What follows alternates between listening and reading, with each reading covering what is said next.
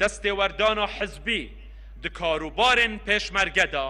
ڕێگرە لە پێشکەفتنا هێزا پێشمەرگی کوردستانê هەر وەسا هەبوونا دەستێوەردانە حزبی وە دکات بەردەوام مەترسیا وێ چەندێ هەبید کو پێشمەرگە بکەنە بەشێک ژنا کۆکیên سیاسیên حیزبا لە هەرێما کوردستانê ئەڤەژی گەفەکە زۆر جددیە لەسەر پرۆسا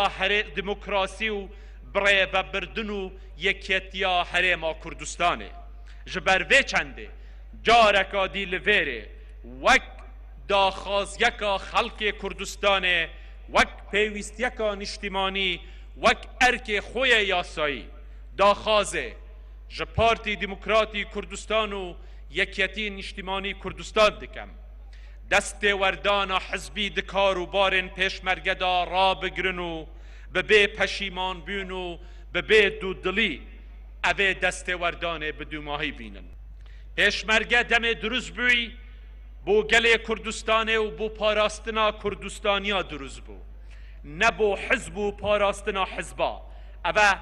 derfeteka zêrîn e ku hêza pêşmergeyî bi temamî bibîte hêza serbixwe ya dûr li destêwerdanê xelkê xweşteviyê Kurdistanê nakokiyên navbera hizba li herêma Kurdistanê hin mandî kirîne ziyan geyandiye bazar û kesabeta hewa û rê vekiriye بۆ مەترسی و فشارên zêdetir li ser herêma Kurdistanê